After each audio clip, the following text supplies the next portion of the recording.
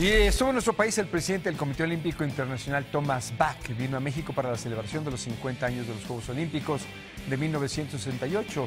Le dio una entrevista exclusiva a Grupo Imagen. Vamos a escucharlo. Mr. Bach, we are so honored to have you in Mexico City. Welcome. Thank you very much. It's a great pleasure. The purpose of this trip is, I understand, to have this relation with the new government and also to celebrate 50 years of these wonderful Olympic Games in 1968. The purpose of the visit is, in fact, to pay respect to a great sporting nation of Mexico, to celebrate the 50th anniversary of the Olympic Games Mexico 1968, and to pay respect to the sports leaders in Mexico who are doing such a great job. And then at the same time we had the opportunity there also to establish contacts with the highest authorities in the country, means the president and the president-elect. As you know, I was only a kid in 1968, but I remember these beautiful Olympic Games with a lot of art, these cultural Olympics. And through the years, this has been a little forgotten in the Olympic Committee. Are you willing to return to have all these cultural, beautiful expressions as long as you have Olympic Games throughout the world? In fact, it has not been forgotten. Mexico has set the trend, and until now, every organizing committee, every host country has a cultural program, and this is reaching until the Olympic Games 2016 and the Olympic art program for Tokyo 2020. Now the Olympic Committee, I remember when I was a young kid, the Olympic Games in Mexico had a lot to do with the peace. I remember that Olympic movement always is with the hand of the peace. And now you have great stories, new stories to tell with all what's happening with the Koreas. The Olympic Games are the only event in our world where you can get the entire world, all 206 national Olympic committees together, and where you have a peaceful competition, and where you have then these Olympic athletes living together in an Olympic village without any kind of discrimination. And because we were applying this principle of non-discrimination for whatever reason, be it political, religious, or anything else, and respecting the strict political neutrality of the IOC, this made it possible for us to have the North Korean athletes participating in the Olympic Winter Games in South Korea, and even marching together behind the Korean unification flag. In this way, opening the door then for the political peace talks on the Korean Peninsula and beyond. This is, I think, a great example of the power of the Olympic Games to build bridges. Which is amazing. Everybody was afraid in the world to have those Olympic, Winter Olympic Games. And at the end of the story, you have a beautiful peace story to tell to everyone in the world. Yeah, this is, you know, like with all the successes, the best ones are the ones you have to be fighting hard for. And also this success of Pyeongchang and with the two Korean teams did not just fall from heaven. We were working, in fact, 4 years with North Korea, with the North Korean National Olympic Committee. And we were then also working with many governments and many national Olympic committees in the immediate lead up to the Games in the last year or so, when there were threats of military strikes in South Korea, where there was a very hostile language being used. and where, in fact, the games were at risk.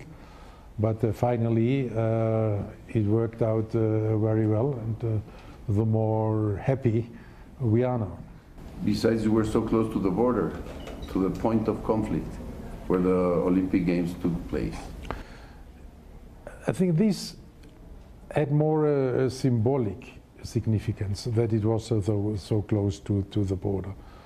What was important was that at some stages there were threats of military strikes, of a war, and where we had to make sure that the athletes and the National Olympic Committees would not then opt out of these Winter Games, and we had to give them confidence that we are doing everything, that they are safe. There we were working closely with many governments, and got assurances from many governments that the games in fact would be safe, so that in good conscience afterwards we could really invite all these athletes and all these National Olympic Committees to come to South Korea and to celebrate these Olympic Winter Games together. Que estaremos también viendo la segunda parte de la entrevista con Thomas Bach en los Juegos Olímpicos de México 68, que dejaron marcas como la de Bob Beamon en el 890, el salto de espaldas de Dick Fosbury, el poder negro de John Carlos y Tommy Smith. Todo eso en esta excelente entrevista que tiene mi amigo Pablo Carrillo. Vamos a ver. Did you ever even have dreams when you were an athlete in fencing that one day you will be the president of the Olympic Committee of the world? No. Was that in your mind, or it was simply how life took you there to this important position? No, as an athlete, you're very focused there on your performance and on your training and competition. There you do not look too much to the left and to the right. My step then to, if you want, the other side of the table into sport management came after I was the speaker of the German athletes around the Olympic Games Moscow 1980, where then finally we German athletes, because of our government, had to boycott these Olympic Games. And then the NOC and the then NOC president invited me to join the NOC, and I said spontaneously yes. And when he asked me, he said, don't you want to think about? I said, no, I do not need to think about, because I do not want what happened to us here to happen to any future athletes generation. So this was then a kind of turning point.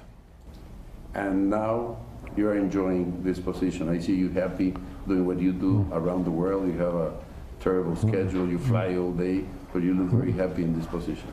Yeah, I'm very happy because I'm a great Olympic fan, and if you're First of all, you're in the first row in every event. This is the greatest privilege of an IOC president, that you can go to all the sports events in the world, speak with the athletes, learn about their needs in our modern times, and it's as IOC member or IOC president, you can shape the future of Olympic sport.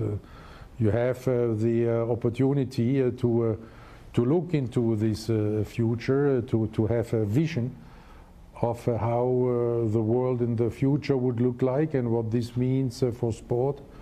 And then you can try to lead the sport in the right direction, so that the sport keeps its relevance in society, and that at the very end we can all enjoy sports, because this is the most important. How do you foresee the Olympic movement in 10 more years? It will, like the society at large, it will be much more digital. This will affect every athlete. It will also affect every spectator. It will affect the presentation of many sports. And we will then also see new sports getting more important, and they're also sending a different message of youth than to the world. But I hope that the values will still be the same, and that also in 10 years, also in 50 years, and hopefully also in 100 and in years 10 years from with now. A Nobel Prize of Peace with you for what you have done. No, this is... We'll celebrate. Thank you very much, Mr. Bach. Thank you. Thank you. En Grupo Imagen. Thank you. Thank you very much. Imagen Noticias con Paco Zea, lunes a viernes 5:50 AM. Participa en Imagen Televisión.